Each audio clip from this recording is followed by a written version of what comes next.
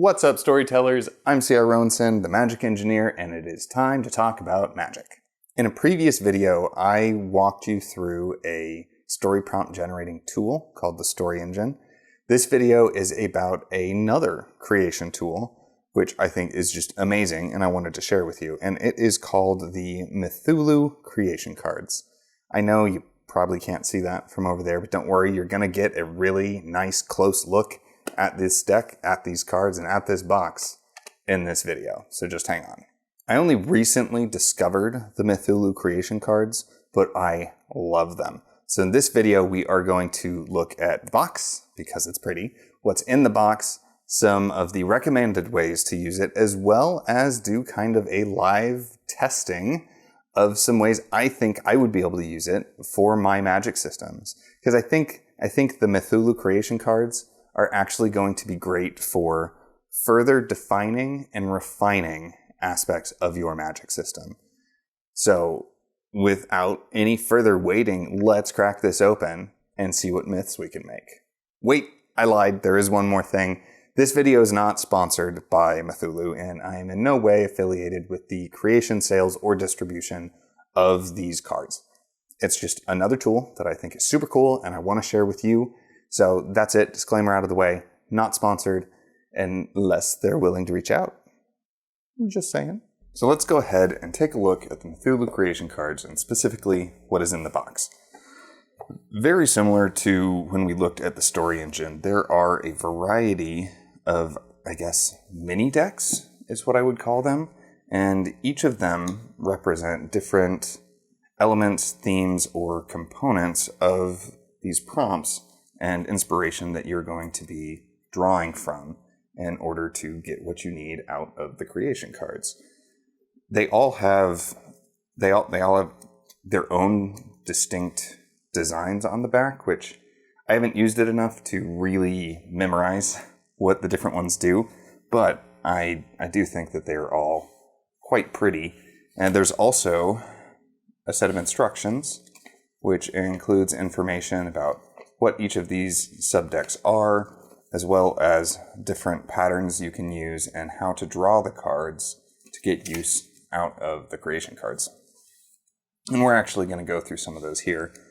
But real quick, let's start by going through what these individual decks are.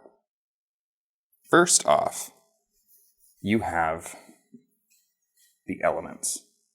Now, the elements include things like machine, chlorophyll, gem and crystal, and by the way, just the art on all of these cards is just, I think, glorious.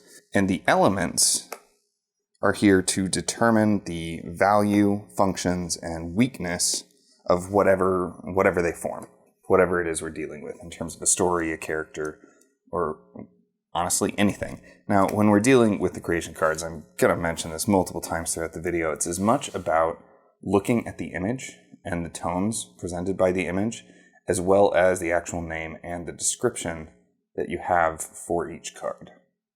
So that's all important stuff to bear in mind as you're working through this. So those are the elements. You also have the habitats, and these are external metaphors for internal states of mind, or just processes, really. A habitat's health reveals imbalances in yourself versus others, survival versus ambition. It can just be a habitat where something is taking place, the location, and just nature of what you're dealing with. We've also got characters. These include a lot of standard character archetypes and just, again, concepts. Cyborgs, ghosts, gatekeepers, all that kind of stuff, the monster. And when you're working with characters, these define the personality, identity, and purpose of what you're dealing with. And you really want to move beyond just the basic archetypes as you're dealing with this. Now, we also have the relationships, which I think are quite interesting. These are ways to help you bind different characters and habitats and stuff together as you're working through whatever prompt it is you're trying to generate. Then we have the traits. So the traits change how your subject interacts with the world. This is like the outward energy of the subject that you're dealing with, right? So you can have things like it's loud, it's wanted, it's wandering, all kinds of different stuff. It hibernates, different things that you will use to affect these interactions and just, well, traits. Last are the textures. The textures change how the world interacts with your subject. So if it's fuzzy, people will interact and behave differently around it. If it's camouflaged, you kind of get the picture.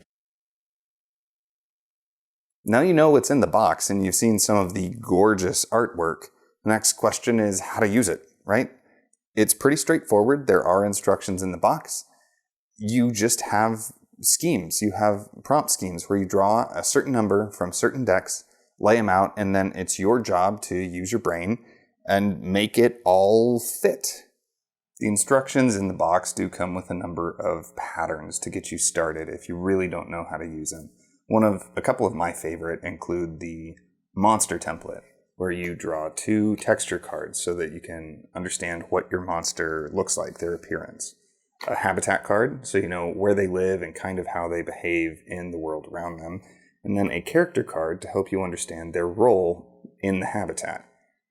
We're not going to go through the whole thing, but in this case we get leathery and scar as the textures, telling us probably, I'm thinking some kind of reptile, heavily scarred tissue, habitat of shipwreck, likely underwater, could be something that's amphibious, and change of heart, meaning I draw one more character, and it is an assassin with a change of heart.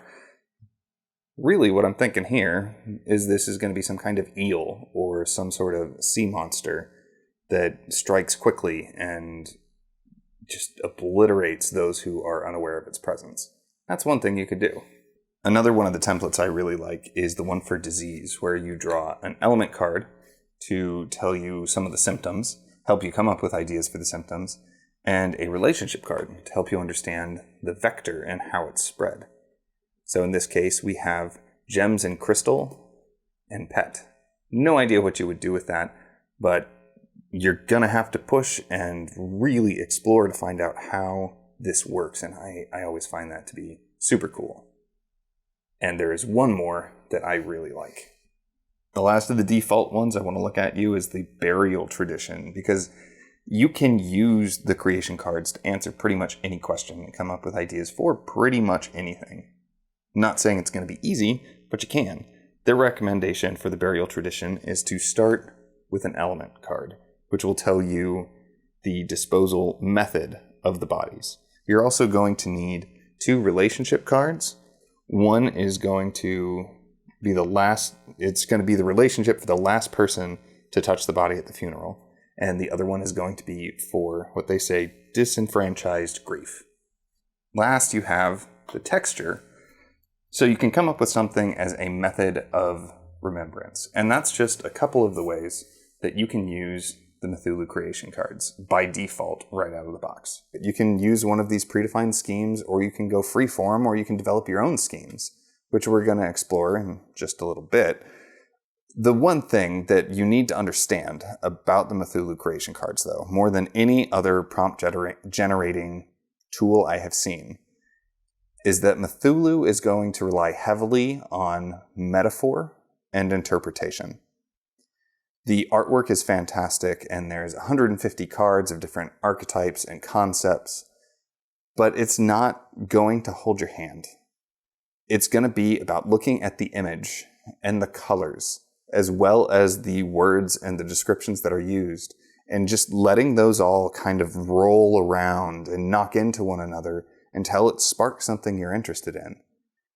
I am not as experienced with this tool as I am with others, but I still love it.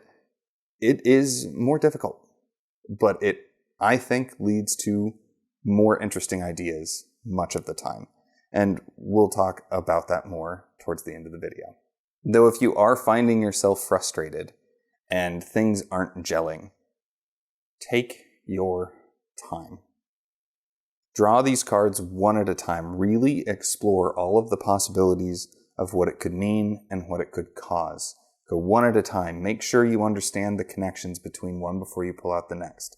I don't always follow that rule because I'm a filthy hypocrite, but don't make my mistakes, okay? So take your time, work through it, and this is all about bringing out your creativity. And you're not always going to be in a space that you can do that.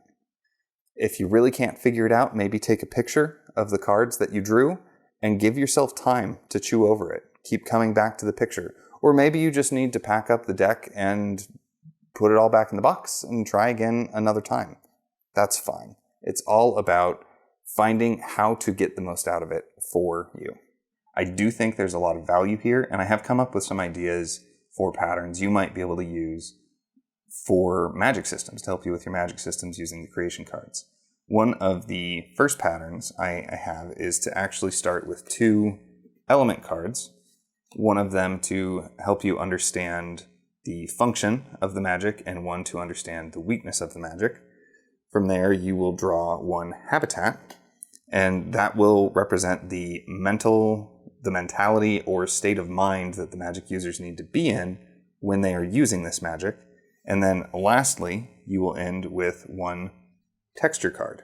And the texture is going to give you some sensory details of using the magic. So let's go ahead and see what we've got here. Starting with the first element, we have clay. Metaphor for human flesh, emphasizes the body as the less valuable half of the soul, prone to decay and subject to whims of the gods. That's our function. That's our effect. So I'm thinking whatever the magic is, it definitely has to do with creation and shaping of reality.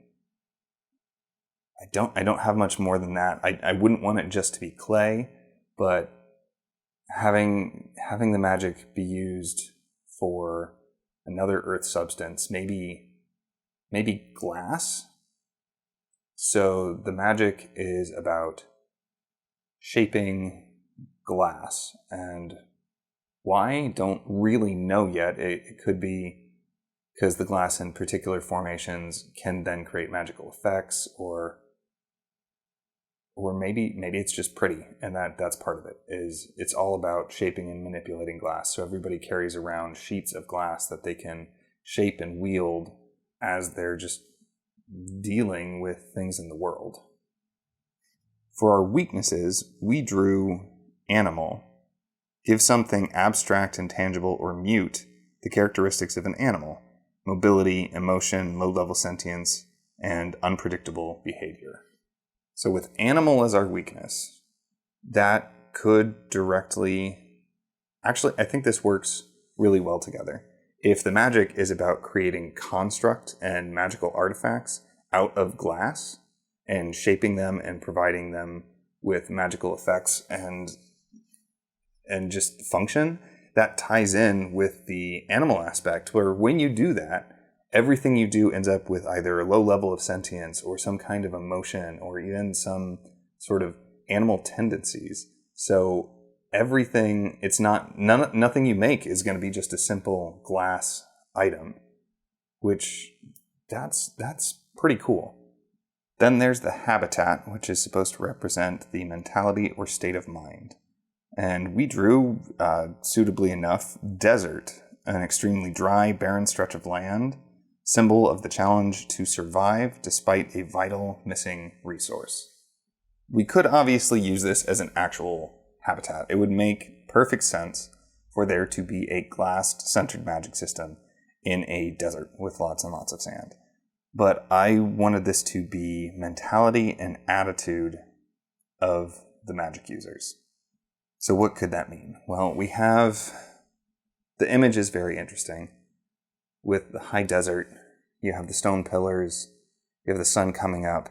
What could be interesting is using magic is all about finding the beauty in otherwise barren and just desolate scenarios. And maybe that's why it has to deal with glass, is glass is inert, glass doesn't conduct electricity, it doesn't do really anything. So maybe it's not just glass, but you have to develop this mentality of turning something, yeah, I'm really liking that. You have to turn it from something that is devoid of life into something magical and functional.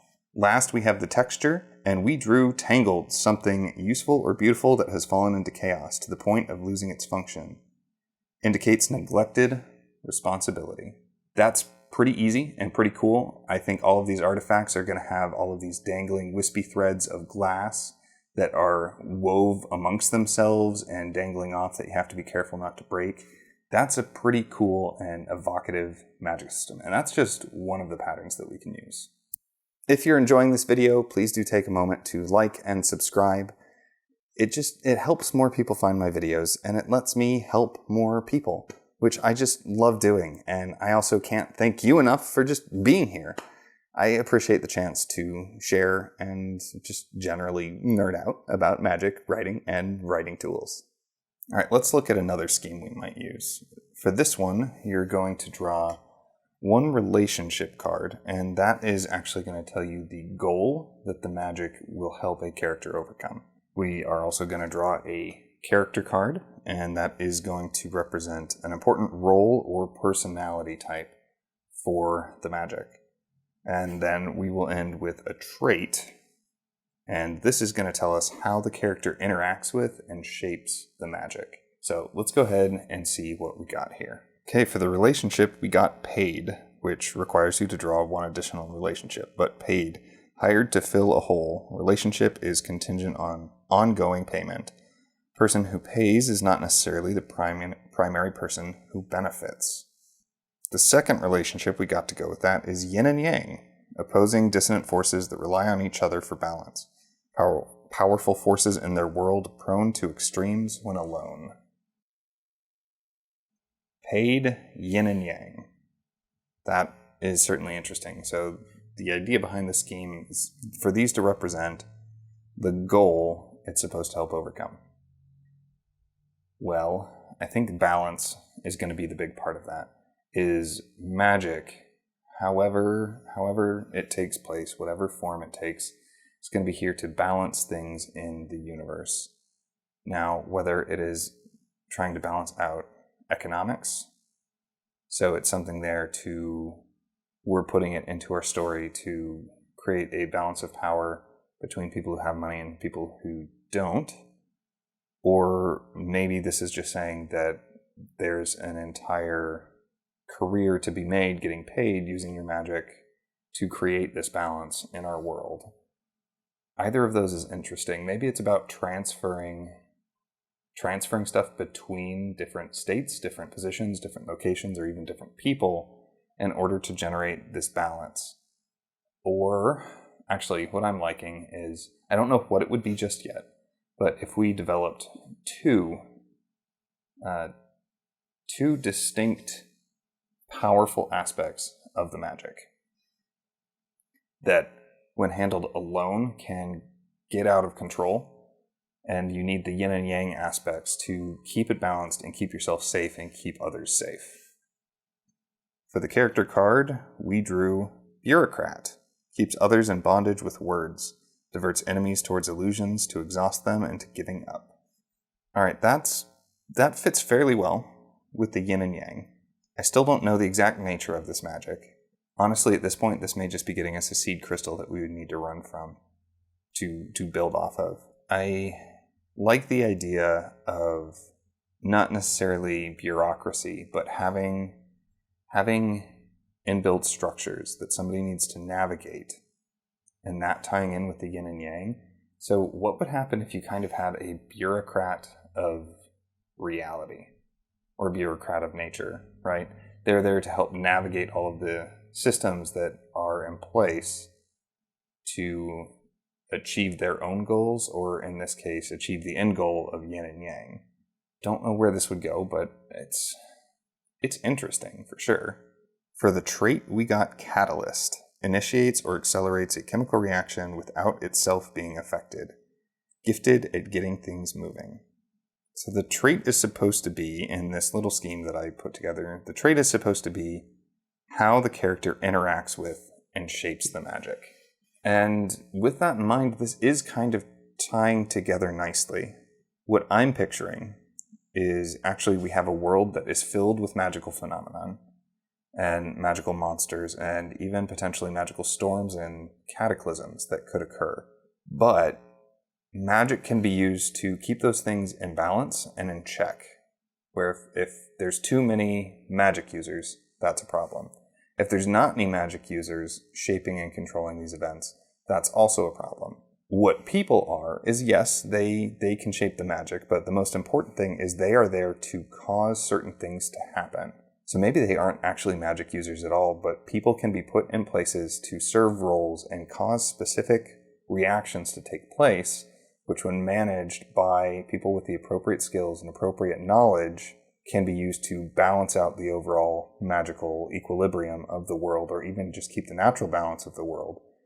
And people who are put in those places as a catalyst would very clearly get paid. So here, we don't even really have a magic system so much as an interesting world and a method in which people had to adapt and approach the world to survive and interact with magic in order to survive.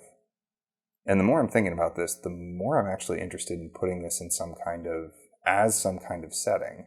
So yeah, I guess that one works. That's pretty cool. This last scheme I came up with is built around the idea of building some kind of magical rivalry, either a rivalry with the magic itself or between the characters. So the idea here is we're actually going to take 2 character cards, use a relationship card to help us understand what this rivalry looks like and how it functions. And from there, we're going to use an element card and a texture card to tell us more about how this all shapes out, how each will apply one to each of the characters to help us understand their unique take on the magic. So let's go ahead and look at that. The first character we got is a healer, someone who fixes broken things. The second character we got is a coffin maker, one whose livelihood depends on the misfortune of others. Right away, these seem to pair pretty well together, because you could see how the healer could be at odds with the healer who's trying to help people could be at odds with the person they perceive as benefiting from misery. It doesn't have to be an actual coffin maker. You could have them be very closely connected, and we'll see more about that in the relationship card in a second, but this could be somebody handling emergency services, who they are making money after dispatching people to pick them up and take them to the hospital. But anyway, let's go ahead and look at that relationship card. For the relationship, okay, this is interesting. We got familiar, conduit for magic. Both parties are powerless and ordinary when alone. Represents how relationships transform us for the better. Now, I suppose this could go either way. We could have it be where the healer is the familiar of we'll just call him a misery monger right now, or the other way around. Some of the situations that are coming to mind here, because I've been spending a lot of time thinking about tabletop RPG games, is this could be some kind of beneficent warlock who has an imp or some kind of devil as their familiar. Or maybe the other way around, you have somebody who is just a terrible person but has been saddled with some kind of celestial familiar that is always trying to get them to help people and heal things and make it better. And there's a lot of contention. The most important thing is that they can only do what they do together. Let's take a look at this element card. Okay, we actually drew Necro, which things that were once living but no longer are. Draw again to decide what died. So we don't know where this is going to go yet, right? But we have Necro that is sitting in the middle of here. And we're going to draw a habitat card. Okay, we drew Abandoned, which tells us to draw another habitat card. Abandoned indicates a severe problem in the environment that prior inhabitants were unable to solve. So we have a necro, abandoned something. Dust Bowl, an abused or overused habitat that is dying. Okay, so we have an abandoned necro dust bowl. Now, the habitats, remember, the habitats don't have to be literal. The habitat can be just an external metaphor for internal states of mind. So, dust bowl is something just desolation out from overuse, which was then abandoned. Necro, and that ties perfectly with necro. That means something is dead. What do we want to do here? I kind of want to put this all under the healer with the significance that the healer's power has fled from overuse. They had to use it so much that they became disenfranchised with it and ended up abandoning the field, or just their power could have dried up, or they no longer had the appropriate state of mind in order to actually heal people. They stopped seeing the value of the healing, of working with that. That led to some kind of death. It could even be, honestly, it could be a corruption of their magic that made it turn into more death magic rather than life magic. So they just abandoned it altogether. Actually, I like that. You had a healer who, through overuse and generally becoming desensitized and jaded towards what it was they were dealing with, their magic shifted and became far more necrotic than healing. And that's where they just stopped doing their magic for a long time until they met their familiar. And this is where we're going to look at the texture to see what we know about the familiar. We drew sigil, symbols that have power to force or bind, used in communities to rally groups together. So we have a sigil coffin maker, or a sigil misery maker. Actually, oh boy, I'm loving this. Okay, this actually could work really, really well. And I know I keep fiddling with the cards, but I want it to be framed just right. I can't seem to get it. Oh well, that's perfect. What if this familiar that they end up bonding with uses some kind of sigil and binding magic? One, to make them into a familiar, to actually create that bond. And two, it uses the sigil to alter and drain the necrotic energy and the misery aspect out of the healer's magic, which allows them to heal again. That's a cool relationship for me between two characters, because they're both getting what they want, but neither of them are simultaneously. Okay, I'm pretty pleased with how this one turned out. And that's just another one of the ways that you could attempt to use the Mythulu Creation Cards. If you've been scouring my channel through my videos, or you've just been here a while, you've probably already seen my video with the story engine. And I know that this is going to lead to the inevitable question of which is better, the story engine or Mythulu. So I'm going to cut that off at the pass right now. Neither. Neither is better. They seem very similar at first. It's the same core concept where you have a variety of mini decks, you do random draws, you put it together, you have to connect the dots. It seems like the exact same thing, right? Only on paper. The story engine is designed to be a prompt generator. That is what it is best at. So if I ever need a hook or a plot or a twist to throw into either one of my stories, help somebody with one of theirs, or for one of my tabletop games, story engine is very often my go-to. Mythulu, though, Mythulu is different. While the story engine is fantastic at generating prompts and inciting questions from you to connect the dots, the Mythulu Creation Cards are fantastic for creating things and answering questions and just generally putting a caffeine IV directly into the vein of your creativity muse. That's where it really shines. It is more interpretive, and that can make it harder, but harder isn't necessarily a bad thing. As you've seen here, some of the ideas we've come up with, I think, are pretty awesome. And that's something that the creation cards can do for specific questions and specific problems that not many other prompt generators can. Just to reiterate, this is not a sponsored video. I am in no way affiliated with the production, sale, or distribution of these tools, and I'm not getting paid in any fashion for this. I just think it's an awesome tool and I wanted to share it with you. If, however, you are using the creation cards or you're just working and your creativity is kind of stuck, there's problems with your plot, with your characters, or something about your process is feeling harder than you think it should be, let me know. I offer coaching services for writers, not just about magic systems, about anything with writing. So if something's bothering you, just get in touch. I offer free consultation sessions just for this purpose, so that we can get to know each other and maybe even get you unstuck.